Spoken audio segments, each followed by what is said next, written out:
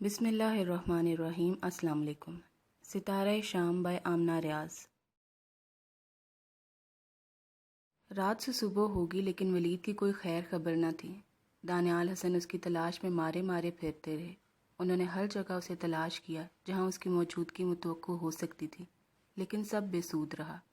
دانیال حسن گھر واپس آئے تو ان کے کندھے تھکن اور مایوسی سے جھکے ہوئے تھے۔ ڈیڈی، ولید کا کچھ پتہ چلا؟ اینیا انہیں دیکھ کر لپک کر آئی تھی، لیکن ان کا چہرہ اور جھکے ہوئے کندھے اس کے ہر سوال کا جواب تھے۔ اینیا صابن کے جھاگ کی طرح بیٹھ گئی۔ تم نے اس کے فرینڈ سے پتہ کیا؟ دانیال حسن نے صوفے پر گرنے کے انداز میں بیٹھتے ہوئے پوچھا تھا۔ جنید کو فون کیا تھا، اسی نے باقی سب دوستوں سے پتہ کیا، لیکن ولید کے بارے میں کسی کو بھی نہیں پتہ۔ وہ کارپٹ پر ان کے پیروں کے قریب بیٹھ گئی تھی۔ ولی کہاں ہے؟ زبردستی کھانا کھلا کر تھوڑی دیر پہلے سلایا ہے، بہت رو رہا تھا۔ آپ کے لیے کھانا لاؤں؟ دانیال حسن نے نفی میں سر ہلا دیا۔ تھکن ان کے سارے وجود سے ظاہر ہو رہی تھی۔ اینیا کا دل بھر آیا۔ آنسوں کو اس نے مہارت سے چھپا لیا تھا۔ تم نے کھانا کھایا؟ اب کی بار اینیا نے نفی میں سر ہلایا تھا۔ تم تو کھا لیتی بیٹا، ولید کا پتہ چل جائے گا، انہوں نے اینیا کا سر آہستگی سے تھپتھپاتے ہوئے کہا تھا۔ اتنی سی بات کرتے ان کی آواز بھر آئی تھی۔ ڈیڈی پلیز، اینیا تڑپ کر ان کی طرف پلٹی تھی۔ ولید جہاں بھی ہوگا خیریت سے ہوگا، وہ گھر آ جائے گا، آپ پریشان مت ہوں۔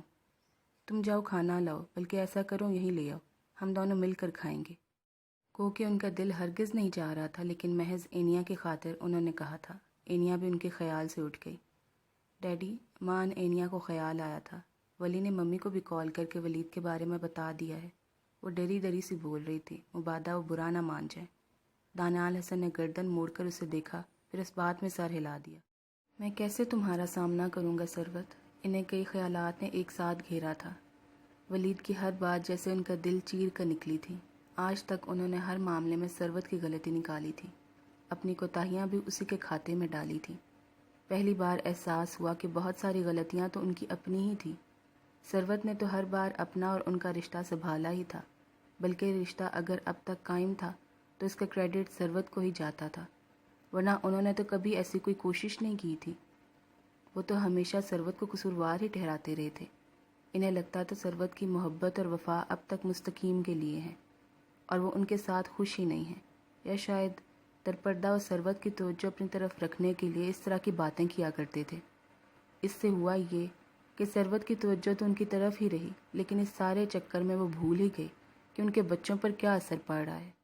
ولید نے ان کے سامنے جو کچھ کہا، اس سے صاف پتہ چلتا تھا وہ ان سے کتنا متنفر ہو چکا ہے۔ پھر جس ذہنی کیفیت میں گھر سے نکلا تھا، کچھ بعید نہ تھا کہ وہ خود کو کوئی نقصان پہنچا لیتا۔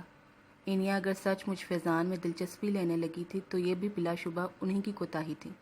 ثروت اگر اسلام آباد نہ گئی ہوتی تو وہ اینیا کو اعتماد میں لے سکتی تھی، وہ اس پر نظر رکھتی تو یہ نوبت ہی نہ آتی۔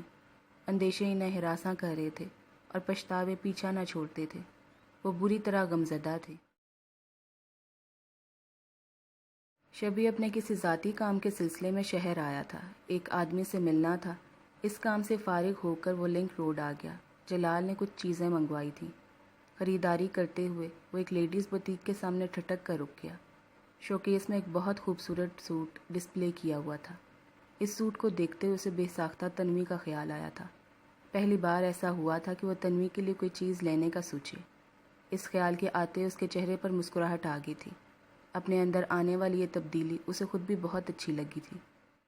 بہرحال اس نے وہ سوٹ سیلز مین سے پیک کرنے کے لیے کہہ دیا اور دوسرے شوکیس کے پاس کھڑا ہو کر انتظار کرنے لگا۔ تبھی اس کی نظر کچھ فاصلے پر کھڑے چند لڑکوں پر پڑی۔ ان میں سے ایک ولید تھا۔ وہ اپنے حلیے سے کچھ بیمار سا دکھائی دیتا تھا، اور اس کے چہرے پر کوئی ایسی بات ضرور تھی جو محسوس تو ضرور ہوتی تھی، لیکن اسے کوئی نام دینا مشکل تھا۔ شبی نے حسب توقع اسے نظر انداز کیا اور بے سبب ادھر ادھر کی چیزوں میں دلچسپی لینے لگا، لیکن یکایک اسے احساس ہوا ایسا کرنا مشکل تھا، کیونکہ ولید کے ساتھ موجود باقی 3 لڑکے اپنی حلیوں سے کچھ مشکوک دکھائی دیتے تھے۔ شبی نہ چاہتے ہوئے بھی ان لوگوں کی طرف متوجہ ہو گیا تھا۔ وہ لوگ اس سے اتنے فاصلے پر تھے کہ ان کی آوازیں اس تک نہیں پہنچ رہی تھیں، لیکن ان کے تاثرات سے اندازہ لگانا ہرگز مشکل نہ تھا کہ وہ لوگ آپس میں جھگڑ رہے ہیں۔ چند منٹ کے بعد وہ سب باہر نکل گئے۔ شبی نے بہت چاہا کہ ان سب کو نظر انداز کر دے، لیکن اس معاملے میں وہ کچھ لاچاری سے محسوس کر رہا تھا۔ پیمنٹ کر کے وہ ان کے پیچھے باہر نکل آیا، لیکن جب تک وہ پارکنگ میں پہنچا وہ لوگ غائب ہو چکے تھے۔ شبی کو مایوسی ہوئی، لیکن تھوڑی دور جا کر وہ چاروں سے نظر آ گئے۔ ان کے پاس 2 اسپورٹس موٹر سائیکل تھے، جنہیں اتنی بھیڑ میں وہ بہت بے ڈھنگے پن سے چلا رہے تھے۔ شبی نے ان کا پیچھا کرنا شروع کر دیا تھا، کیونکہ اپنی حرکات سے وہ اسے مشکوک نظر آتے تھے، اور اس کے شکوک کی کچھ ہی دیر بعد تصدیق ہو گئی تھی۔ مین روڈ سے ہوتے وہ لوگ یکدم موٹر وے کی طرف مڑ گئے تھے۔ تھوڑا آگے جا کر ایک بار پھر وہ شبی کی نظروں سے اوجھل ہو گئے۔ گو کہ کوئی نامناسب بات نہ تھی، لیکن اس نے گاڑی ایک مناسب جگہ پارک کر دی اور خود انہیں تلاش کرنے لگا۔ حالانکہ اسے ولید سے ایسی کوئی انسیت نہ تھی، لیکن دراصل اس کی چھٹی حس اسے مسلسل کوئی اشارے دے رہی تھی، جس کی تصدیق تھوڑی دیر بعد ہو ہی گئی۔ یہ علاقہ قدرے ویران تھا اور یہاں درختوں کی بھرمار تھی۔ ایک طرف جھاڑیوں میں اسے کسی کی موجودگی کا احساس ہوا تھا۔ وہ تیزی سے اس طرف آیا اور اس کے تمام اندیشے درست ثابت ہوئے۔ ولید جھاڑیوں میں اوندے منہ گرا ہوا تھا۔ اسے بری طرح زد و کوب کیا گیا تھا اور اس کے سر سے خون بہہ رہا تھا۔ ایسا لگتا تھا جیسے کسی نوکیلی چیز سے اس کے سر پر وار کیا گیا ہو۔ شبی نے پھرتی سے اسے اٹھا کر گاڑی میں ڈالا اور ریش ڈرائیو کرتے ہوئے ہاسپٹل لے آیا۔ فیضان نے رینٹ پر ایک اپارٹمنٹ لے لیا تھا اور وہاں شفٹ ہونے کے بعد توقیر صاحب کو فون کیا تھا۔ میں نے انیکسی فارغ کر دی ہے اور چابی چوکیدار کے حوالے کر آیا ہوں۔ اب آپ دانیال بھائی کو میری طرف سے آگاہ کر دیں کہ انیکسی کی جانچ پڑتال کر لیں۔ کوئی نقصان ہوا ہو تو میں پورا کرنے کے لیے تیار ہوں۔ تمہیں وہیں رکنا چاہیے تھا فیضان، میں نے کہا تو تھا دانیال کو تھوڑا وقت دو، وہ ساری صورتحال کو سمجھ لے گا، توقیر صاحب نے کہا تھا۔ معاف کیجیے گا توقیر بھائی، لیکن اب میں وہاں رک کر اپنی مزید بے عزتی نہیں کروا سکتا تھا، فیضان نے ٹوک کہا تھا۔ تم جذباتی ہو رہے ہو، جس طرح دانیال نے اصل حقائق کا علم ہوئے بغیر محض جذباتیت سے کام لیا تھا۔ آپ بھی مجھے ہی قصوروار ٹھہرا رہے ہیں۔ نہیں، میں تمہیں قصوروار نہیں ٹھہرا رہا، میں صرف تم دونوں کا موازنہ کر رہا ہوں، جو خود کو بڑا عقل کل سمجھتے ہو لیکن حقیقتاً جذباتیت کے مارے ہوئے ہو۔ دانیال کو ایک بات پتہ چلی تو اس نے بنا سوچے سمجھے ریئیکٹ کرنا شروع کر دیا۔ تم نے تھوڑی بہت مصالحت کی کوشش کی، لیکن جب کوئی حل نہ نکلا تو بچوں کی طرح جذباتی ہو گئے۔ میں مانتا ہوں تم دونوں حق پر تھے، لیکن کبھی کبھار حق پر ہونے کے باوجود انسان کو دوسروں کی مجبوریوں کے متعلق سوچ لینا چاہیے۔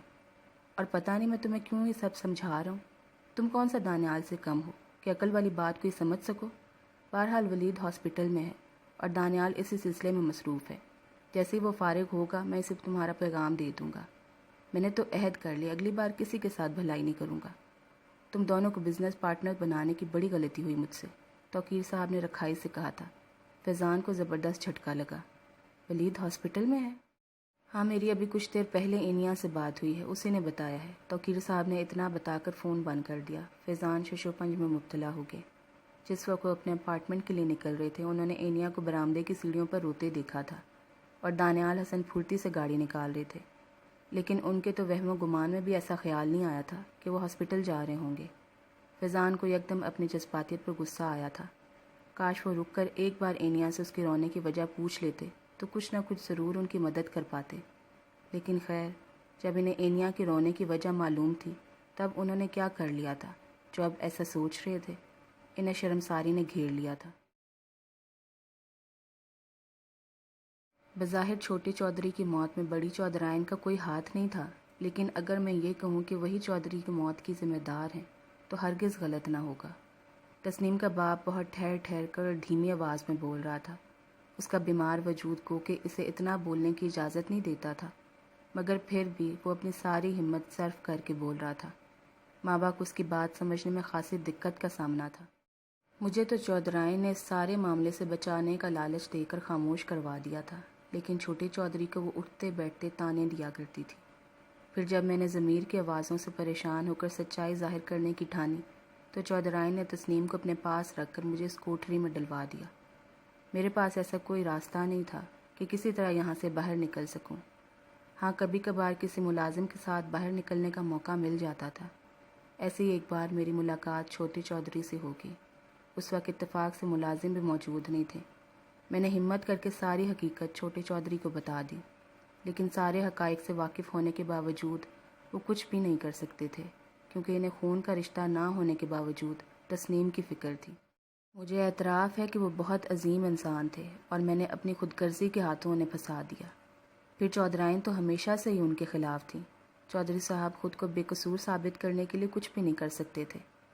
کئی مہینوں کے بعد ایسے ہی میری ملاقات چودھری جی سے دوبارہ ہوئی۔ تب انہوں نے مجھے وہ خط دیا جو تسنیم نے پہلے آپ کی والدہ کو دینے کی کوشش کی تھی اور پھر آپ تک پہنچا۔ مجھے معاف کر دیں چھوٹی بی بی، میں صرف چودھری جی کا ہی نہیں آپ کا بھی گناہ گار ہوں۔ ماوا کیا کہہ سکتی تھی، اس کے پاس تو اب کچھ بھی نہ بچا تھا۔ تسنیم کا باپ یکدم ہچکیاں لے کر رونے لگا۔ ماوا اب تک کھڑی ہوئی تھی۔ وہ چند قدم آگے بڑھی اور بوڑھے آدمی کے کندھوں پر ہاتھ رکھ دیا۔ آپ پلیز مت روئیں، ان کی قسمت میں یہی لکھا تھا۔ وہ آہستگی سے بولی تھی، میں اب چلتی ہوں۔ تسنیم نے بتایا آپ واپس جا رہی ہیں؟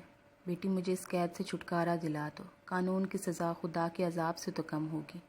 وہ بوڑھا شخص آس بھری نظروں سے ماوا کو دیکھ رہا تھا۔ میں اکیلی کچھ نہیں کر سکتی، ہاں واپس جا کر کوشش کروں گی کہ پولیس کو آپ کی اس جبری قید کے بارے میں اطلاع دے سکوں، اس نے دھیمی آواز میں کہا اور دروازے کی طرف بڑھ گئی۔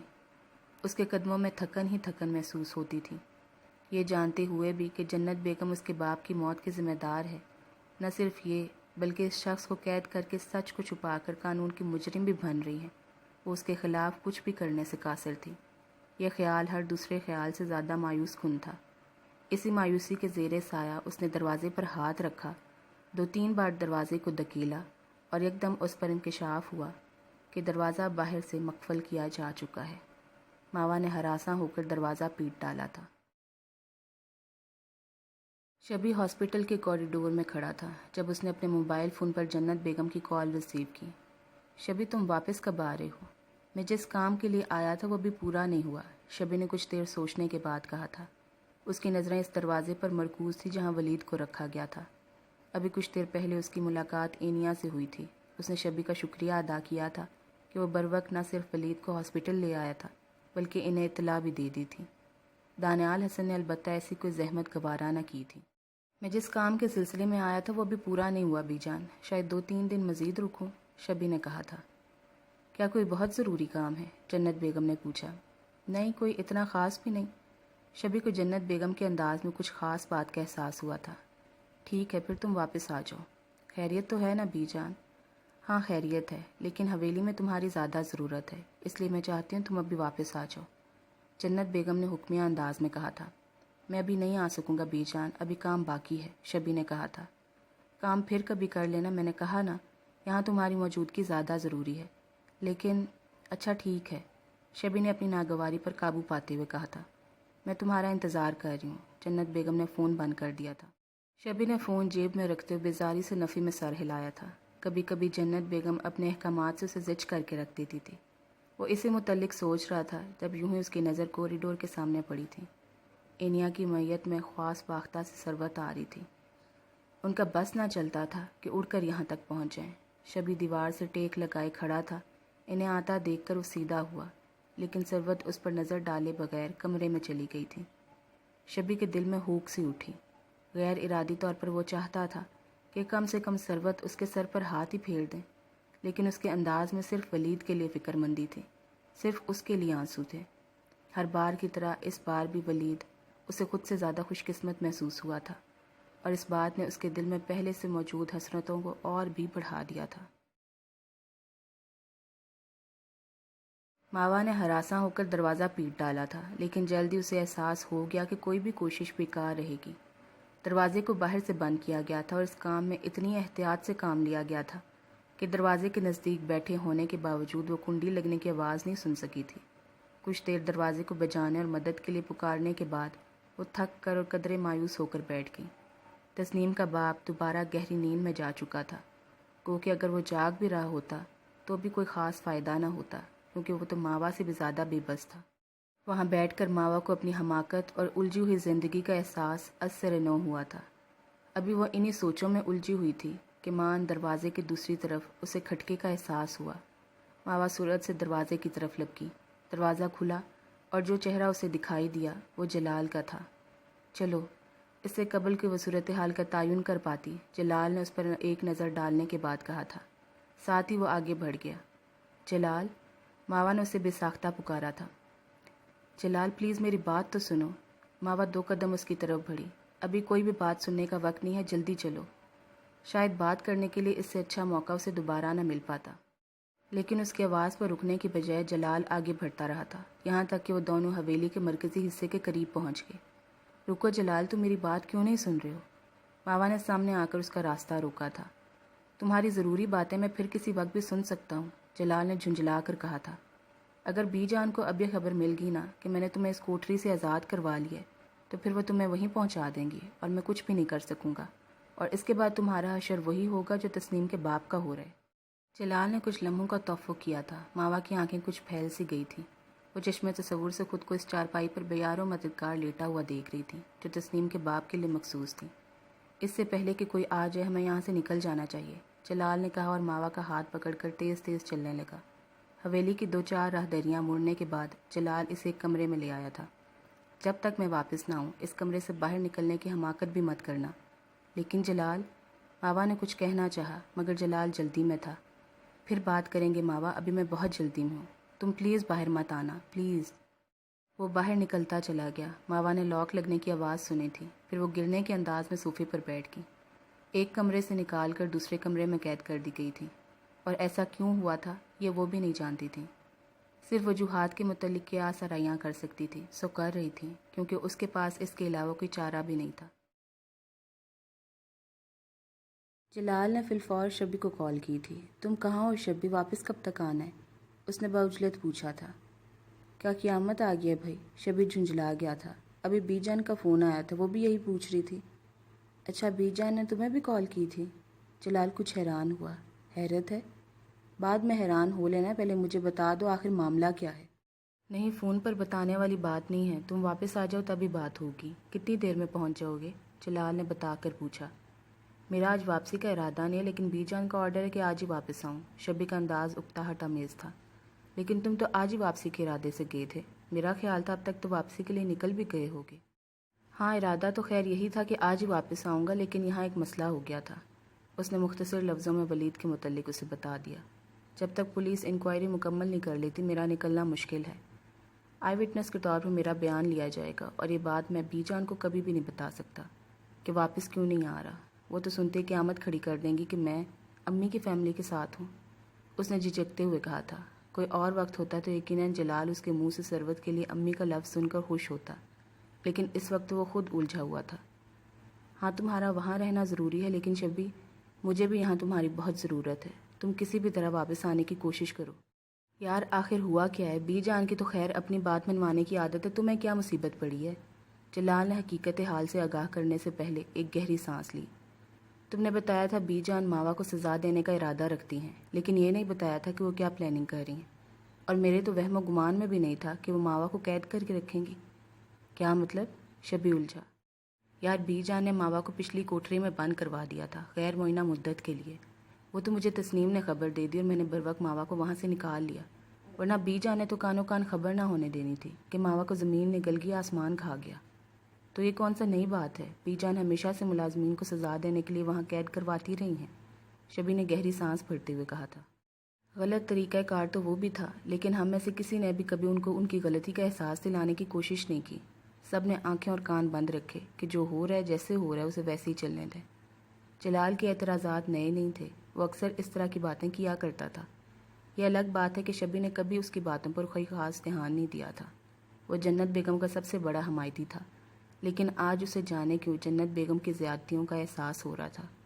شاید ثروت کو والہانہ ولید کی طرف بڑھتا دیکھ کر اس کے اندر کی محرومیاں جاگ اٹھی تھیں، اور اسے ہر انسان کے عمل میں برائیاں نظر آنے لگی تھیں۔ ٹھیک کہہ رہے ہو، پھر ماوا اور پھر ملازمین، اور ماوا کی حیثیت میں تو زمین آسمان کا فرق ہے۔ بی جان کو ہرگز ایسا نہیں کرنا چاہیے۔ بات حیثیت کی نہیں، انسانیت کی ہے، جلال نے کہا۔ بہرحال تم آ جاؤ، بی جان کو صرف تم ہینڈل کر سکتے ہو، میرے لیے یہ کام بہت مشکل ہے۔ اور پھر پتہ نہیں وہ ماوا کے بارے میں کیا سوچ بیٹھی ہیں، انہوں نے اسے کوئی نقصان پہنچایا تو میں زندہ نہیں رہ سکوں گا شبی۔ اچھا، فلمی ہیروز کی طرح زیادہ ایموشنل ہونے کی ضرورت نہیں ہے۔ ماوا اس وقت ہے کہاں؟ شبی نے اسے لتاڑتے ہوئے پوچھا تھا۔ میں نے اسے تمہارے کمرے میں چھپایا ہے، بی جان تو یہی سمجھ رہی ہیں کہ وہ کوٹری میں ہے۔ انہوں نے تسنیم کو دھمکا کر ماوا کو وہاں بند کروایا تھا، لیکن تسنیم نے مجھے بتا دیا۔ اگر بی جان کو ابھی اطلاع ملی کہ ماوا وہاں نہیں ہے تو وہ قیامت اٹھا دیں گی، اس لیے میں چاہتا ہوں تم آ جاؤ۔ ان کے غصے کو قابو کرنا دنیا کا مشکل ترین کام ہے۔ اچھا ٹھیک ہے، میں آنے کی کوشش کرتا ہوں، شبی نے ناچار حامی بھر لی تھی۔ شبی نے پولیس اہلکاروں کو آتا دیکھ کر فون بند کر دیا تھا۔ انہوں نے آتے ہی رسمی انکوائری شروع کر دی تھی۔ دانیال حسن کی چونکہ یہاں موجودگی ضروری تھی، سو انہیں بھی اندر سے بلوا لیا گیا تھا۔ رسمی بات چیت کے بعد پولیس کے اہلکاروں نے شبی کو جانے کی اجازت دے دی تھی، لیکن دانیال حسن اس معاملے میں کچھ تذبذب کا شکار تھے۔ شبی نے اس بات کو صاف محسوس کیا تھا۔ تبھی جب دانیال حسن نے آفیسر سے اکیلے میں بات کرنا چاہی تو اس کی پیشانی پر بل پڑ گئے تھے۔ دانیال صاحب کو آپ سے متعلق کچھ تحفظات ہیں مسٹر شبی، اس لیے وہ چاہتے ہیں جب تک ان کے بیٹے پر حملہ کرنے والے اصل افراد کا پتہ نہ چل جائے، آپ کو شہر سے باہر جانے کی اجازت نہ دی جائے، آفیسر نے چند منٹ بعد کہا تھا۔ شبی کا غصہ اود کر آیا۔ واٹ ربش! آخر اس بات سے دانیال صاحب ثابت کیا کرنا چاہ رہے ہیں؟ کیا ان کا خیال ہے کہ میں نے ان کے بیٹے کو زخمی کیا ہے؟ اس نے پرتعش لہجے میں کہا تھا۔ وہ آپ کے بارے میں شکوک کا شکار ہیں، لہٰذا جب تک اصل مجرموں کا پتہ نہیں چل جاتا آپ آؤٹ آف اسٹیشن نہیں جا سکتے۔ دیکھیے میرا جانا بہت ضروری ہے، شبی نے قدر تحمل سے کہا تھا۔ سوری، اس معاملے میں ہم کچھ نہیں کر سکتے، جب تک مدعی مطمئن نہیں ہو جاتا آپ کو پرمیشن نہیں دی جا سکتی۔ شبی کی اکتاہٹ میں اضافہ ہوا تھا، لیکن اس نے ایک لمبی بحث میں پڑنا مناسب نہیں سمجھا، مگر اس کے غصے میں ہر آن اضافہ ہو رہا تھا۔ اپنی تمام تر لا تعلقی کے باوجود وہ ولید کو نہ صرف ہاسپٹل لے آیا تھا بلکہ اس کا خیال بھی رکھا تھا، اور اس کے باوجود اس پر شک کیا جا رہا تھا جیسے اسی نے ولید کو نقصان پہنچایا ہو۔ ٹھیک ہے، میں دانیال صاحب سے خود بات کر لیتا ہوں، اس نے کہا اور کمرے کی طرف بڑھ گیا۔ دروازہ نیم وا تھا۔ شبی نے دستک دینے کے لیے ہاتھ اٹھایا ہی تھا کہ اندر سے آتی آوازوں نے اس کا ہاتھ روک لیا۔ گو کہ یہ بہت معیوب بات تھی، لیکن وہ کان لگا کر سننے لگا کیونکہ اندر اسی کا ذکر ہو رہا تھا۔ شبی مستقیم بھٹی کا بیٹا ہے، وہ بھلا میری یا میرے بیٹے کی بھلائی کیوں چاہے گا؟ دانیال حسن کی آواز تیش سے پر تھی۔ اگر وہ آپ کے بیٹے کی بھلائی نہ چاہتا تو ولید کو ہاسپٹل کیوں لے کر آتا؟ ثروت کی آواز بھی تیز تھی۔ ممی ٹھیک کہہ رہی ہیں ڈیڈی، جس وقت مجھے ہاسپٹل لے کر آئے میں ہوش میں نہیں تھا، لیکن میں جانتا ہوں اس سب میں شبی بھائی کا کوئی ہاتھ نہیں ہے، ولید کی نڈھال آواز اسے سنائی دی۔ فیروز اور ابتاج سے کچھ عرصے پہلے میری دوستی ہوئی تھی، اور وہ لوگ پیسے کے لیے کچھ بھی کر سکتے ہیں، 20,000 چھیننے کے لیے مجھے قتل بھی کر سکتے تھے، اس میں شبی بھائی کا کوئی قصور نہیں ہے۔ ولید مستقل اس کی طرفداری کر رہا تھا۔ تم خاموش رہو ولید، ابھی بچے ہو، اس خاندان کی فطرت سے واقف نہیں ہو، گھٹیا اور احسان فراموش۔ دانیال حسن کی بات نے جیسے اسے بے قابو ہی کر دیا تھا۔ آپ کو بولتے ہوئے احتیاط کرنا چاہیے، وہ ایک جھٹکے سے اندر داخل ہوا تھا۔ تمہاری ہمت کیسے ہوئی کہ چھپ کر ہماری باتیں سنو؟ دانیال حسن بھڑک اٹھے تھے۔ ثروت بھی پریشان ہو گئی۔ مجھے چھپ کر آپ کی باتیں سننے کی کوئی ضرورت نہیں ہے، آپ کی باتیں سارا ہاسپٹل سن رہا ہے، شبی نے بھی سابقہ انداز میں کہا تھا۔ غلطی تمہاری نہیں ہے، اس خاندان کی ہے جس سے تم تعلق رکھتے ہو، اس کی تربیت ہے جو تمہیں ملی ہے، تم اور تمہارا باپ۔ میرے باپ کو بیچ میں مت لائیں۔ شبی نے بمشکل اپنا غصہ قابو کیا ہوا تھا، لیکن اس نے گرا کر کہا تھا۔ ثروت، اس سے کہو یہاں سے چلا جائے، ورنہ میں نہ جانے کیا کر بیٹھوں گا۔ تم جاؤ شبی، ثروت نے منت بھرے لہجے میں کہا تھا۔ آپ مجھ سے جانے کے لیے کہہ رہی ہیں جبکہ میں کوئی اختلافی بات بھی نہیں کر رہا، شبی نے صدمے سے کہا تھا۔ تم چلے جاؤ، تمہاری یہاں موجودگی میرا گھر خراب کر دے گی، ثروت رونے لگی تھی۔ کون سا گھر ممی؟ اینیا نے کہا تھا۔ وہ گھر جس کی بنیادیں اتنی کمزور ہیں کہ 18 سال بعد بھی آپ کو اس کے ڈھہ جانے کا خدشہ رہتا ہے۔ تم خاموش رہو اینیا، دانیال حسن گرائے تھے، اور تم اگر ابھی نہیں گئے تو میں ثروت کو طلاق دے دوں گا۔ ڈیڈی؟ ولید اور اینیا ایک ساتھ ہراساں ہوئے تھے۔ یہ حیثیت ہے آپ کی اس آدمی کے نزدیک، شبی نے ثروت کو دیکھ کر کہا تھا۔ بہت اس کا روب سہ لیا، آپ چلیں میرے ساتھ۔ تم جاؤ شبی، ثروت رو رہی تھی۔ نہیں، میں آپ کو لیے بغیر نہیں جاؤں گا، اس نے ثروت کا ہاتھ پکڑ کر باقاعدہ انہیں ساتھ گھسیٹنے کی کوشش کی تھی۔ تم جاؤ شبی، ثروت مستقل رو رہی تھی۔ نہیں، آپ چلیں میرے ساتھ۔ شبی، میں اس ذلیل آدمی کے ساتھ آپ کو نہیں رہنے دوں گا۔ وہ انہیں ساتھ لے جانا چاہتا تھا، لیکن اسی پل ثروت کا ہاتھ اٹھا اور اس کے چہرے پر نقش ہو گیا۔ شبی گال پر ہاتھ رکھے ہکا بکا انہیں دیکھ رہا تھا۔ نہ صرف وہ بلکہ سب کا یہی حال تھا۔ شبی آ گیا تھا اور جنت بیگم واقعی غصے میں تھی۔ نہ صرف جلال ان کے غصے سے پریشان تھا بلکہ مستقیم اور منصور بھٹی کو بھی فکر لاحق تھی۔ سب انہیں اپنے ارادوں سے باز رکھنے کی اپنی سی کوشش کر چکے تھے، لیکن جنت بیگم کی ایک ہی رٹ تھی، جب تک اس لڑکی کو سزا نہیں دوں گی مجھے سکون نہیں آئے گا۔ ہمت کیسے ہوئی ان ماں بیٹی کی مجھ پر انگلی اٹھائیں؟ ٹھیک ہے، پھر جو آپ کا دل چاہے وہ کریں، شبی نے چڑھ کر کہا تھا۔ وہ ماں سے تھپڑ کھا کر آیا تھا، اگلے پچھلے سارے زخم ہرے ہو گئے تھے۔ انہوں نے اس شخص کے لیے اسے تھپڑ مارا تھا جسے وہ ساری زندگی خار کھاتا آیا تھا۔ پہلی بار ماں کے لیے دل میں دبی محبت نے جوش مارا تھا اور پہلی بار ہی اس نے منہ کی کھائی تھی۔ تضحیک کا شدید ترین احساس رگوں میں بہنے لگا تھا۔ زندگی میں ہر نعمت سے نوازے جانے کے باوجود خود ترسی جو ساری زندگی اس کے ساتھ رہی، اس وقت اور بھی زور آور ہو گئی تھی۔ مجھے تم سے یہی امید تھی کہ کوئی اور میرا ساتھ دے نہ دے، تم ضرور میرا ساتھ دو گے۔ جنت بیگم نے فخریہ نظروں سے اسے دیکھا تھا۔ کسی نے بھی اس بات پر تبصرے کی ضرورت محسوس نہیں کی تھی، حتیٰ کہ خود شبی نے بھی۔ وہ تو بیزاری سے ناک سے مکھی اڑا کر فارغ ہو بیٹھا تھا۔ صرف جلال تھا جو ہراساں ہوا تھا، لیکن جنت بیگم کے اگلے مطالبے نے تقریباً سب کوئی ہکا بکا کر دیا تھا۔ منصور تم شام تک کسی نکاح خواہ کا انتظام کر لو، میں چاہتی ہوں آج رات تک ماوا کا نکاح شبی سے کر دیا جائے۔ جتنے سکون سے جنت بیگم نے یہ بات کہی تھی، اتنا ہی سب کو شدید جھٹکا لگا تھا۔ کیا کہہ رہی ہیں آپ بی جان؟ شبی نے سب سے پہلے زبان کھولی تھی۔ اس کے انداز میں بے یقینی بھی تھی اور ناپسندیدگی بھی۔ ہاں، ماوا کو حویلی میں رکھنے کا ایک واحد یہی رستہ ہے، اسے سزا بھی ملے گی اور اس کی ماں کو بھی۔ شبی نے فردن فردن سب کی طرف دیکھا اور اس پر انکشاف ہوا کہ اس نئے مطالبے سے صرف وہ نہ واقف تھا یا جلال، جس کا اس بات پر باقاعدہ منہ ہی کھل گیا تھا۔ شبی کا دل چاہا کھینچ کر اسے ایک تھپڑ رسید کرے، جس میں بس اتنا ہی حوصلہ تھا کہ چھپ چھپا کر نکاح کر سکے۔ اس نکاح کو ڈیفینڈ کرنے کا حوصلہ بالکل بھی نہیں تھا۔ لیکن اگلے ہی لمحے وہ حیران رہ گیا جب جلال نے مضبوط لہجے میں نقطۂ اعتراض اٹھایا تھا۔ یا آپ ماوا کو سزا دیں گی یا شبی کو؟ اور اس سے ہوگا بھی کیا؟ میں تو یہ نہیں سمجھ پا رہا۔ اس کا لہجہ تیز تھا۔ تم خاموش رہو جلال، جنت بیگم نے ڈپٹ کر کہا تھا، کیونکہ بہرحال اس کا اس طرح اچانک بولنا خود ان کے لیے بھی باعث حیرانی تھا۔ میں خاموش نہیں رہوں گا بی جان، جلال نے کہا۔ آخر آپ دوسروں کی زندگیوں کا فیصلہ اتنی آسانی سے کس طرح کر لیتی ہیں؟ یہ سوچے بغیر کہ آپ کے فیصلوں کا ان پر کیا اثر پڑے گا۔ تمہیں کس نے اجازت دی کہ میرے معاملات میں دخل دو؟ جنت بیگم کا غصہ اور شدید ہوا۔ آپ نے اجازت دی ہو یا نہیں، لیکن اس معاملے سے آپ مجھے کسی طرح الگ نہیں کر سکتی، کیونکہ جلال نے پل بھر کا توفق کیا اور لہجے بھر کے لیے شبی کی جانب دیکھا تھا۔ کیونکہ ماوا میری منکوہا ہے اور میں کسی قیمت پر اسے دستبردار نہیں ہوں گا۔ اس نے جیسے تابوت میں آخری کیل ٹھونک دی تھی۔ فیضان سے توقیر صاحب نے ہاسپٹل چلنے کے لیے کہا تھا۔ وہ تذبذب میں پڑ گئے۔ دل سے تو خیر راضی تھے، لیکن کوئی بات تو تھی جو ان کی مرضی کے راستے میں بھی حائل ہوتی تھی۔ میرا نہیں خیال کہ میرا وہاں جانا مناسب ہے۔ دانیال بھائی کا کچھ پتہ نہیں، اگر ہاسپٹل میں ہی مجھ سے مس بیہیو شروع کر دیا تو شاید میں بھی اپنا غصہ کنٹرول نہ کر سکوں۔ یار تم کوئی نفسیاتی مریض تھوڑا ہو کہ خود پر قابو نہ رکھ سکو، توقیر صاحب نے جھنجھلا کر کہا تھا۔ ایسی بات دانیال کہتا تو چلو میں مان بھی لیتا کہ گزرے ماہوں سال نے اسے کسی حد تک نفسیاتی مریض بنا ہی دیا ہے۔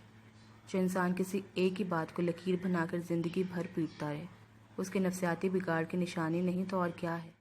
دانیال ایسا ہی ہے، کبھی اپنی زندگی کو پرسکون بنانے کی اس نے کوشش ہی نہیں کی، ورنہ ثروت بھابھی کی پہلی شادی کو نظر انداز کر دینا کیا مشکل تھا، وہ بھی اس صورت میں جبکہ پہلی شادی کی کوئی نشانی بھی ان کے پاس نہیں تھی۔ میں دانیال کی زندگی کے حالات سے واقف رہا ہوں، اسی کے توسط سے ثروت بھابھی پر جو کچھ گزرا اس سے آگاہ ہوں۔ اتنی بڑی باتیں نہیں تھی جتنی دانیال گردانتا رہا۔ چھوٹی چھوٹی باتوں کا واویلا کیا جائے تو وہ بھی بڑی بن جاتی ہیں۔ توقیر صاحب نے گہری سانس بھر کر اسے دیکھا تھا۔ ان سب باتوں کے باوجود اینیا اچھی لڑکی ہے، شاید تمہیں اس سے بہتر شریک حیات نہ مل سکے۔ فیضان نے چونک کر انہیں دیکھا تھا۔ میں سمجھا نہیں توقیر بھائی۔ توقیر صاحب ہنس دیے۔ اس سے زیادہ واضح الفاظ میں بات نہیں سمجھائی جا سکتی۔ تم اچھے خاصے ذہین آدمی ہو، نہ سمجھی کا مظاہرہ کرو تو بات دوسری ہے۔ میرا مشورہ یہی ہے کہ تمہیں اینیا کے بارے میں سنجیدگی سے سوچنا چاہیے۔ ولید نے اپنے بچپنے میں گو کہ ایک نامعقول بات کی تھی، لیکن میرا خیال ہے اس سے معقول بات اور کوئی نہیں ہو سکتی۔ تم اس بارے میں سوچو، دوسری صورت میں خود فیاض سے بات کر لوں گا۔ اینیا میں ایسی کوئی بات نہیں کہ بے وجہ اسے نظر انداز کیا جائے۔ تم جیسے نالائق سے لو میرج کی توقع فضول ہے، اس لیے ارینج میرج ہے صحیح، ورنہ تم تو ساری زندگی چھڑے پھرتے رہو گے۔ توقیر صاحب کا انداز کچھ ایسا تھا کہ فیضان کو بے ساختہ ہنسی آ گئی۔ ہنس رہے ہو اس کا مطلب راضی ہو؟ اب ایسی بھی کوئی بات نہیں ہے، فیضان نے کچھ دلی سے کہا تھا۔ تو کیا اس کا مطلب انکار ہے؟ خیر ایسی بھی کوئی بات نہیں ہے، اس بار فیضان نے کہکا لگاتے ہوئے کہا تھا۔ توقیر صاحب کے چہرے پر دبی دبی مسکراہٹ تھی، جیسے سب سمجھ رہے ہوں۔ مجھے تھوڑا وقت دیں توقیر بھائی، زندگی کے معاملات اتنی جلدی کیسے طے کیے جا سکتے ہیں؟ خدا کو مانو یار، اپنی عمر دیکھو اور اپنے ارادے سنو۔ تمہاری عمر کے لڑکے اپنے بچوں کو ہائی اسکول بھیجنے کی تیاریاں کر رہے ہیں اور تم شادی کا فیصلہ ہی نہیں کر پا رہے۔ اب اتنا بھی عمر رسیدہ نہیں ہوں میں، فیضان نے جل کر کہا تھا۔ توقیر صاحب خوب دل کھول کر ہنسے، پھر بولے، جو بھی فیصلہ کرو خوب سوچ سمجھ کر کرنا۔ ہاسپٹل چلتے ہو؟ میں ذرا ولید کی خیر خیریت معلوم کرنا چاہ رہا ہوں، انہوں نے پوچھا۔ جی میں بھی چلتا ہوں آپ کے ساتھ، آپ گاڑی سٹارٹ کریں، میں بس یہ برتن ذرا کچن میں رکھ کر آ ہوں۔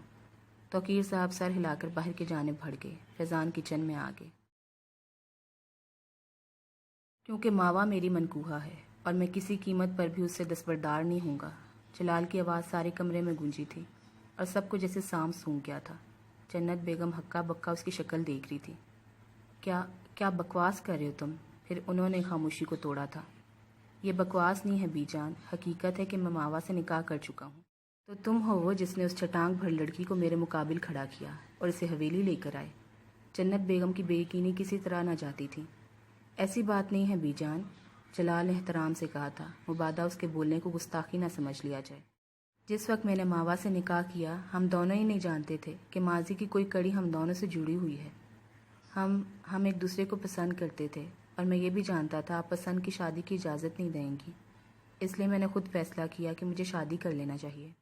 اپنی مرضی کر ہی لی ہے تو اب ایک اور کام کرو، اپنا بوریا بستر سمیٹو اور حویلی سے دفع ہو جاؤ۔ جنت بیگم غصے میں جیسے پاگل ہی ہو گئی تھی۔ یہ بات ناقابل برداشت تھی کہ پوتے نے اتنا بڑا فیصلہ ان کی مرضی کے بغیر کر لیا۔ اپنی مرضی سے شادی کرنا کوئی گناہ تو نہیں ہے بی جان، شبی نے بھی زبان کھولی تھی۔ تم خاموش رہو شبی، اور کوئی اس معاملے میں نہیں بولے گا۔ آج تک اس حویلی میں کسی پرندے نے میری مرضی کے بغیر پر نہیں مارا، اور اس کی اتنی ہمت کہ شادی کر بیٹھ گیا۔ اس میں اتنی عقل بھی نہیں ہے کہ یہ سمجھ سکتا کہ وہ لڑکی اسے اپنے مقصد کے لیے استعمال کر رہی ہے۔ آخر آپ کو اعتراض کس بات پر ہے، جلال کے نکاح پر یا آپ کی مرضی کے بغیر نکاح پر؟ شبی نے چڑ کر پوچھا تھا۔ ہر بات پر۔ غصہ مت کریں بی جان، اتنی بڑی بات نہیں ہے یہ۔ تم خاموش کیوں نہیں ہو جاتے شبی؟ اور تم، انہوں نے جلال کی طرف دیکھا، تمہارے پاس دو راستے ہیں، یا تو حویلی چھوڑ دو یا ابھی کے ابھی اس لڑکی کو طلاق دے دو۔ کیونکہ جلال کا انکشاف سبھی کے لیے حیران کن تھا، لیکن جنت بیگم کے اس مطالبے پر سبھی ہکا بکا رہ گئے تھے۔ اماں آپ بیکار کی ضد کر رہی ہیں، مستقیم نے کہا۔ جسے میری ضد بیکار لگ رہی ہے وہ بھی ان دونوں کے ساتھ دفع ہو جائے۔ خدا کے لیے بی جان ہر معاملے میں بچوں کی طرح ریئیکٹ کرنا چھوڑ دیں اب، شبی نے کہا۔ جلال تو اس نکاح کے لیے راضی بھی نہیں تھا، میں نے اسے فورس کیا تھا کہ بی جان کو اپنے بچوں کی خوشیاں عزیز ہیں، وہ اعتراض نہیں کریں گے۔ اس نے ہوا میں تیر چلایا تھا۔ جنت بیگم کے لیے ایک اور دھچکا۔ تو گویا تم بھی شامل تھے اس نکاح میں؟ جی میں بھی شامل تھا، اور اب آپ یہ ناحق ضد چھوڑ دیں۔ ساری زندگی اپنی منمانی کرنے کا یہ مطلب ہرگز نہیں ہے کہ آپ کا ہر فیصلہ درست تسلیم کیا جائے۔ وہ بھی اگلا پچھلا حساب آج ہی بے باک کرنے کو تیار بیٹھا تھا۔ تم میرے فیصلوں کو غلط قرار دے رہے ہو۔ اس سے پہلے تو کبھی ایسا نہیں ہوا کہ میرا شبی میرے کسی فیصلے کو غلط قرار دے۔ جنت بیگم کی آواز صدمے سے چور تھی۔ اس لیے کیونکہ آج تک میں آپ کے دماغ سے سوچتا رہا ہوں، میں نے وہی دیکھا جو آپ مجھے دکھاتی رہی، وہ بولتا رہا جو آپ کی زبان سے نکلتا تھا۔ میں نے کبھی اپنی عقل تو استعمال ہی نہیں کی بی جان۔ جو آپ نے کہا وہ سچ مان لیا، جو آپ کا حکم ہوا اس کو بجا لایا۔ آپ کی ہاں میں ہاں ملاتے میں نے کبھی سوچا ہی نہیں کہ میں کتنے لوگوں کو ہرٹ کر رہا ہوں۔ اسے نہ جانے کون کون سے پچھتاوے ستا رہے تھے، اپنی اگلی پچھلی ساری غلطیاں یاد آنے لگی تھی۔ میں جیسی بھی ہوں ٹھیک ہوں، جنت بیگم نے غصے سے کہا تھا۔ یہ طے ہے کہ جلال کو اس حویلی سے جانا ہوگا، اور جسے میرے اس فیصلے پر اعتراض ہے وہ بھی اس کے ساتھ جا سکتا ہے۔ بی جان آپ غصہ نہ کریں، جلال نے کہنا چاہا۔ خبردار جو تم نے دوبارہ مجھے بی جان کہا، کوئی رشتہ نہیں ہے میرا اور تمہارا۔ جنت بیگم کا غصہ بجا صحیح لیکن غیر معمولی ضرور تھا۔ شبی متعجب سا ہو کر انہیں دیکھتا رہا۔ وہ تو ہمیشہ اسی طرح ریئیکٹ کرتی رہی تھی، پھر آج اسے عجیب کیوں لگ رہا تھا؟ بی جان پلیز، تم بھی خاموش رہو شبی، میرے فیصلے کو غلط سمجھتے ہو تو تم بھی ان دونوں کے ساتھ چلے جاؤ۔ جنت بیگم کا پرتعیش لہجہ اس سے سلگا گیا تھا۔ ٹھیک ہے آپ یہ چاہتی ہیں تو میں بھی چلا جاتا ہوں۔ وہ بھی ان کا ہی پوتا تھا اور غصے میں ان سے 2 ہاتھ آگے تھا، اس نے ثابت کر دیا تھا۔ شبی، جلال نے کہنا چاہا لیکن شبی نے ہاتھ اٹھا کر اسے بولنے سے روک دیا۔ پاگل مت بنو شبی، اماں اس وقت غصے میں ہیں، انہیں نہیں پتا وہ کیا کہہ رہی ہیں، تمہارے جانے کا انہیں دکھ ہوگا۔ مستقیم بھٹی نے دبی آواز میں کہا تھا۔ مجھے کوئی دکھ نہیں ہوگا، جب یہ دونوں میری مرضی کے بغیر فیصلے کر سکتے ہیں تو پھر اپنی زندگی خود جئیں، جنت بیگم نے غصے سے کہا تھا۔ سن لیا آپ نے، انہیں کسی کی کوئی پرواہ نہیں ہے، شبی نے طنزیہ مسکراہٹ کے ساتھ کہا تھا۔ باری باری سب کو نکالنے سے بہتر ہے آپ سب کو ایک ہی باری حویلی سے نکال دیں، کیونکہ آج نہیں تو کل سب آپ کو آپ کے غلط فیصلوں کی وجہ سے چھوڑ ہی دیں گے۔ تم ٹھیک کہتے ہو، میں نے بہت غلط فیصلے کیے ہیں۔ جنت بیگم کا انداز عجیب تھا۔ اور سب سے غلط فیصلہ تنوی کو تم سے منسوب کرنا تھا۔ میں اب اپنے اس فیصلے کو درست کرنا چاہتی ہوں، تم اس حویلی سے دفع ہو جاؤ اور تنوی کا نام بھی اپنی زبان پر مت لانا۔ اماں خدا کا واسطہ اس معمولی سی بات کو انا کا مسئلہ نہ بنائیں، منصور بھٹی نے منت بھرے انداز میں کہا تھا۔ کسی بھول میں بھی مت رہیں، تنوی سے میں کسی قیمت پر دستبردار نہیں ہوں گا۔ اس کا انداز چیلنجنگ تھا۔ جنت بیگم کا غصہ شدید ہونے میں لمحہ بھی نہ لگا۔ یہ تو تمہیں وقت بتائے گا۔ جنت بیگم نے رخ بدل لیا۔ یہ اس بات کا اشارہ تھا کہ تمہیں اب دفع ہو جانا چاہیے۔ چلو جلال۔ وہ دونوں آگے پیچھے باہر نکل گئے۔ دانیال حسن فیضان کے خدشات کے برعکس بڑی خوش دلی سے ملے تھے۔ انہوں نے فیضان سے اپنے رویے کی معافی بھی مانگی تھی، جسے فیضان نے بڑے دل کے ساتھ قبول کر لیا تھا۔ ولید سے ملاقات ہوئی تو وہ بھی الگ شرمندہ شرمندہ دکھائی دیتا تھا۔ اسے تھوڑی دیر میں ڈسچارج کیا جانا تھا۔ توقیر صاحب کے استفسار پر دانیال حسن نے بتایا کہ اینیا اور سرود گھر جا چکی ہیں۔ فیضان کو مایوسی ہوئی۔ لاشعوری طور پر وہ اس سے ملنا چاہتے تھے، اسے دیکھنا چاہتے تھے۔ توقیر بھائی، جس وقت وہ دونوں واپسی کا قصد کر رہے تھے، فیضان نے سوچ سمجھ کر کہنا شروع کیا۔ آپ ٹھیک کہہ رہے تھے، مجھے اینیا سے اچھی شریک حیات نہیں مل سکتی۔ ان کے چہرے پر مسکراہٹ تھی۔ عقل والی بات دیر سے سمجھتے ہو تم۔ توقیر صاحب اس بات کا محافظ ضمیر سمجھتے ہوئے شرارت سے بولے۔ دانیال بھائی سے آپ اور فیاض بھائی بات کریں گے یا مجھے خود ہی؟ اب اتنا بھی اپنا بزرگ بننے کی ضرورت نہیں ہے، توقیر صاحب نے خوشگواریت سے ڈپٹ کر کہا تھا۔ تمہارا رشتہ طے کرنے کے لیے تمہارے بزرگ ابھی زندہ ہیں۔ فیاض اور دانیال سے میں خود ہی بات کر لوں گا۔ ہاں البتہ انیا سے خود بات کرنا چاہو تو اس کی اجازت ہے۔ توقیر صاحب کے انداز پر فیضان کے چہرے پر جھیپی ہوئی مسکراہٹ آ گئی تھی، جبکہ توقیر صاحب دل کھول کر ہنس دیے تھے۔ تنوی، جی بی جان، تم جانتی ہو نا، تمہارے ماں باپ کے بعد میں نے تمہیں پال پوس کر بڑا کیا ہے۔ جی، اور یہ بھی کہ تمہارے ددیال والے تمہیں رکھنے کو تیار نہیں تھے۔ ان کا خیال تھا تمہاری پیدائش ان کے گھرانے کے لیے منحوس ثابت ہوئی ہے۔ ایسے میں نے نہ صرف ان کی زبانیں بند کروائی تھیں، بلکہ تمہیں اپنے پاس رکھ کر یہ بھی ثابت کیا کہ ان کی باتیں بے بنیاد ہیں۔ جی مجھے سب یاد ہے بی جان، آپ وقتاً فوقتاً بتاتی رہی ہیں مجھے۔ میں نے تمہیں اپنی نواسی نہیں بلکہ بیٹی سمجھا ہے۔ تم مجھے زریں سے بھی زیادہ عزیز رہی ہو۔ جی ہاں میں یہ بھی جانتی ہوں، تم اور شبی دونوں مجھے اتنے عزیز ہو، تبھی میں نے تم دونوں کو ایک دوسرے سے منسوب کیا تھا کہ تم مجھ سے کہیں دور نہ جاؤ، ہمیشہ میرے پاس رہو، میری آنکھوں کے سامنے۔ تنوی کے پاس ان کے سوال کا جواب نہیں تھا، یہ تو ان کے دل کے خیالات تھے۔ وہ کیا کہتی، سو خاموش رہی۔ لیکن اب شبی تمہیں مجھ سے دور لے جانا چاہتا ہے، اتنی دور کہ شاید میں تمہیں دوبارہ دیکھ بھی نہ سکوں گی۔ تنوی نے چونک کر جنت بیگم کو دیکھا تھا۔ وہ میری بات نہیں مان رہا، میں سوچ بھی نہیں سکتی تھی کہ وہ ایسا بھی کر سکتا ہے۔ آخر بات کیا ہے بی جان؟ تنوی نے پریشان ہو کر پوچھا تھا۔ اس بات کو چھوڑ دو، اصل معاملہ یہ ہے کہ میں نے تمہارا اور شبی کا رشتہ ختم کر دیا ہے۔ کیا؟ تنوی کے دل کو دھکا سا لگا تھا۔ اس تعلق میں تمہیں کوئی دلچسپی تھی؟ نہ شبی کو۔ یہ رشتہ میری مرضی سے جڑا تھا، میری مرضی سے ختم ہو رہا ہے۔ امید کرتی ہوں تمہیں کوئی اعتراض نہیں ہوگا، کیونکہ میں ٹھیک کہہ رہی ہوں نا؟ تنوی کے پاس الفاظ ختم ہو چکے تھے۔ صرف الفاظ ہی نہیں، اس کا تو دل بھی خالی ہو چکا تھا۔ جنت بیگم کے روب سے نڈھال گردن اسبات میں ہل گئی تھی۔ دیکھو تنوی، مجھے ذرا بھی امید ہوتی کہ شبی تمہیں خوش رکھے گا، تمہارا خیال رکھے گا، تو میں یہ رشتہ کبھی ختم نہ کرتی۔ شبی نے دراصل میری ہر امید پر پانی پھیر دیا ہے۔ میرا خیال تھا میری تربیت اسے ایک کامیاب اور مکمل شخص بنائے گی، لیکن اپنی ماں کی غیر ذمہ دارانہ روش نے اسے مکمل طور پر نفسیاتی مریض بنا دیا ہے۔ مجھے پہلے بھی اس کی ذہنی حالت کا اندازہ تھا، لیکن میرا خیال تھا وہ ٹھیک ہو جائے گا، لیکن اب میں مایوس ہو چکی ہوں۔ مجھے یہ بھی فکر ہے کہیں وہ تمہیں کوئی نقصان نہ پہنچا دے۔ جنت بیگم نے بڑی سمجھداری سے اس کے گرد جال بن دیا تھا۔ وہ پہلے اس کے اثر میں تھی، یہ کیسے ممکن تھا اب اس کی باتوں پر ایمان نہ لاتی؟ وہ حویلی چھوڑ کر جا رہا ہے، تمہیں بھی ساتھ لے جانے کی ضد کر رہا ہے۔ تم خود سوچو، شبی اگر حق پر ہوتا تو کیا میں اس کا ساتھ نہ دیتی؟ جبکہ آج تک میں نے اسے سب سے زیادہ سپورٹ کیا ہے، پھر مستقیم کیا اسے اکیلا چھوڑ سکتا ہے؟ نہیں نا؟ تو میں نے اور مستقیم نے سوچا ہے کہ تمہیں اس کے ساتھ نہ جانے دیا جائے۔ وہ تمہیں ساتھ لے جائے گا اور زبردستی نکاح کرے گا۔ ہمیں منظور نہیں ہے۔ تم عاقل اور بالغ ہو، اپنی زندگی کا فیصلہ کرنے کا اختیار رکھتی ہو۔ تم سمجھ رہی ہو نا تمہیں اب کیا کرنا ہے؟ میں تم سے بہت محبت کرتی ہوں تنوی، اور مجھے تم زریں سے بڑھ کر عزیز ہو۔ جنت بیگم نے اپنی مرضی کی گیند اس کے کوٹ میں ڈال دی تھی۔ تنوی کا جھکا ہوا سر ہولے سے ہل گیا تھا۔ تم بہت جلد بازی سے کام لے رہے ہو، جلال نے شبی کو اپنا سامان پیک کرتا دیکھ کر پریشانی اور بیزاری سے کہا تھا۔ میری خاطر بے جان سے جھگڑا کرنے کی کیا ضرورت تھی؟ ضرورت تھی، وہ غلط بات کر رہی تھی، شبی نے مصروفیت بھرے انداز میں کہا تھا۔ ماوا جو ایک طرف خاموشی سے بیٹھی تھی ان دونوں کو دیکھ رہی تھی، اس نے بیزاری سے داہنی ٹانگ بائیں پر منتقل کی تھی اور بازو سینے پر باندھتے ہوئے مزید غور سے ان دونوں کو دیکھنے لگی تھی۔ وہ دونوں جیسے اس کی موجودگی کو اکثر بھلا چکے تھے۔ تو کون سا انہوں نے آج پہلی دفعہ غلط بات کی ہے؟ وہ ہمیشہ ایسا ہی کرتی ہیں۔ کون سا انہوں نے پہلی کسی کی پرواہ کی ہے؟ ٹھیک کہہ رہے ہو، ہمیشہ غلط بات کرتی رہی ہیں اور کبھی کسی کی پرواہ نہیں کرتی، لیکن آج سے پہلے مجھے اس بات کا اتنا احساس نہیں تھا۔ ٹھیک ہے، جو ہونا تو ہو چکا، بی جان نے سزا مجھے دی ہے، آخر تمہیں بحث میں کودنے کی کیا ضرورت تھی؟ ہاں، ہو گیا جو ہونا تھا، اب خاموش رہو اور مجھے پیکنگ مکمل کرنے دو۔ میں دوبارہ حویلی میں قدم نہیں رکھنا چاہتا۔